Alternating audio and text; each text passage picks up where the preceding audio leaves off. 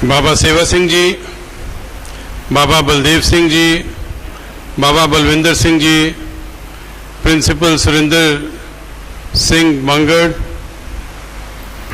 और सारी management committee के सदस्य, सारी faculty and dear students. I want to mention that this is perhaps the fastest prize distribution of a college that I have ever seen. So this is military precision. The manner in which people were wearing the badges, carrying the shields, getting themselves photographed, shows the extent of efficiency that has been attained and the rhythm.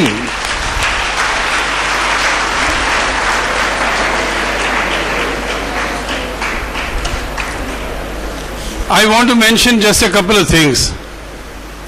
You are the rulers of tomorrow. Let us honestly assess as to where is the country today.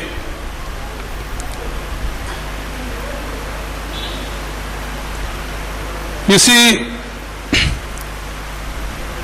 it's a matter of great misfortune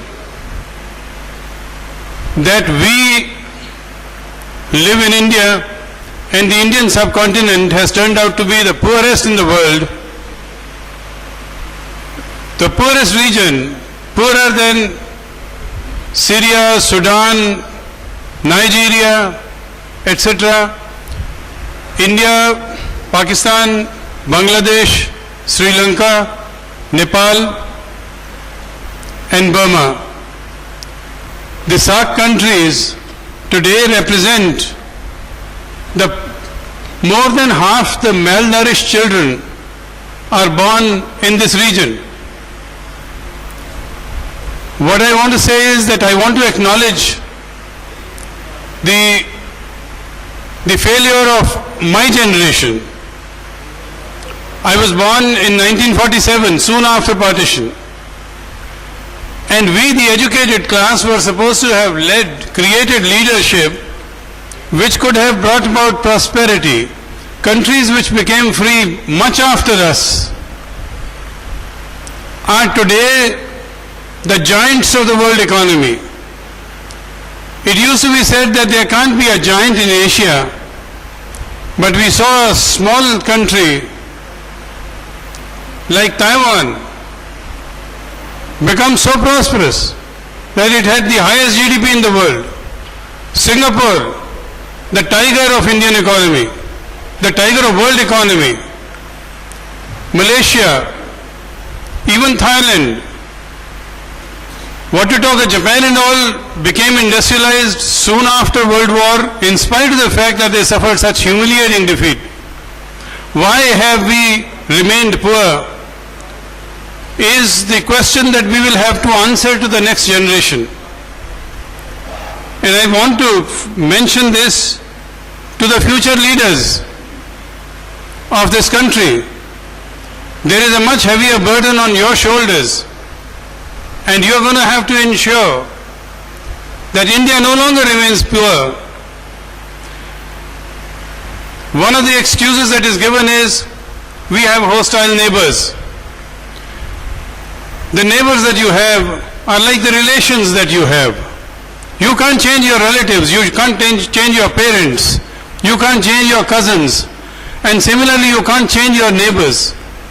We ought to have had the ability to deal with our neighbors, because the hostilities between us and our neighbors are greatly responsible for the poverty, because we are going on spending on acquiring armaments. There have been 3 major conflicts, if not 4. Fourth was the Kargil. So why is it? This is not a valid excuse. Not being able to deal with our neighbors and establish lasting peace is also our failure. Why are America and Canada such great friends? The enemies of yesterday are working hand in hand today because they realize the amount of energy, the amount of how the conflict shatters the economy. But even they have re-emerged as the leading economies after the Second World War, and we haven't been able to move forward. There are no quick answers, and I can give no answers. I'm sure the next generation will have to find the answers. In this era of fast food and instant gratification, there is no room for snap judgments. You will have to analyze these things, and I'm only posing these questions to you, which have got to be answered and resolved in the years to come. Even 67 years after independence, 70% of our defense equipment is imported. Why? We are an IT superpower. Why do we continue to import equipment? Only because it's a great source of corruption. There are infrastructural bottlenecks in transport which slow down our growth. Why have we not been able to remove those obstacles? What are we doing about health care? The quality of health care is going from bad to worse. It is said that the maximum corruption is in the health sector. But why have we not been able to fix even our justice system? We deliver justice in this supersonic age at bullock cart speed. Once a case begins, it never ends. 5 years, 10 years, 15 years, 20 years, people keep rotting in jails. And the society doesn't come to know whether they are innocent or they are guilty. I want to say that the poisoning of our environment is a big problem, and Babaji is doing a great service to the nation by setting an example about how we are going to deal with our environmental degradation. The cloth bag that I have been presented is part of the solution. We are going on using plastic, non-biodegradable material, which is poisoning our oceans, which is poisoning our fields, which is poisoning our wells. We have to completely eradicate the use of plastic. Half of our countrymen, most unfortunately, go hungry. We in Punjab live in a very prosperous state. 90% of the food surplus was contributed by Punjab, but Punjab is now getting left behind. What is happening is that the other states have come and our contribution to the central pool has gone down. The policies that are being made by the center do not support a great amount of further increase in production, in the output from our fields. Even the problem of suicide amongst farmers, most shameful aspect, has reached Punjab. Not only Marathawada, more than 3,000 farmers have committed suicide in India in the last 3 years. About 400 people have committed suicide in this year, up till now. There is acute dearth of water. The future problems are the war that will take place within India on water. How are we going to resolve? You, being the future leaders, have got to think about these problems and be able to solve them. It is with this that I request you, if you look around this room, there are enough indications about the things from which you can derive inspiration. It's a question of thinking. It's your mind which has got to be lighted up for you to be able to think of new solutions to old problems. If you look at these fans, they can give you an idea.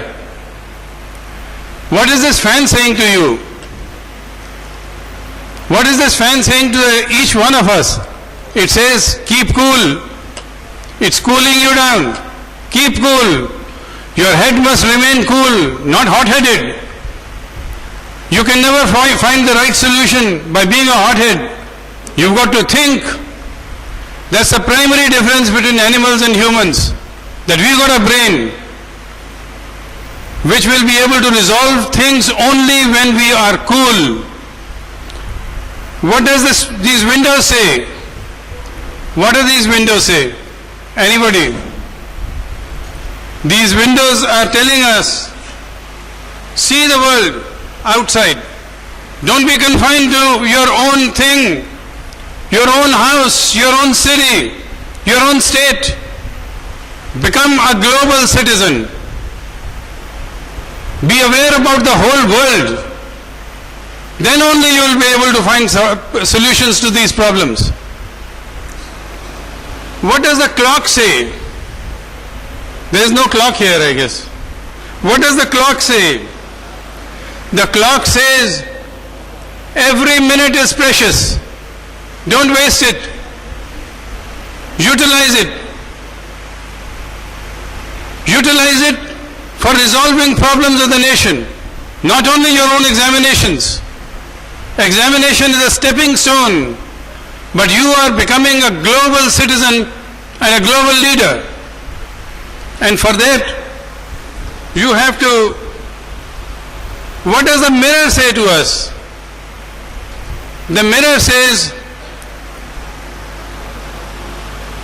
what does it say? It says, reflect before you speak. Don't go on talking without thinking. Not only think, formulate your speech. Reflect on that speech. And then open your mouth.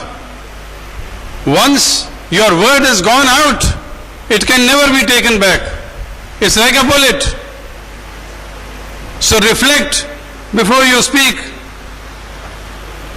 And what does the door say to us? The door says, particularly the closed doors, push hard to achieve your goals. You've got to open those doors, open all the closed doors, and be able to go out into fresh air, think about the problems of the nation, problems of the world, the problems of all humanity. And lastly, what does this carpet say to us? This carpet says, kneel before you pray. Kneel down, pray for the solutions that you are seeking, and you will get inspiration for being able to resolve them. Thank you very much. Wish you a great future.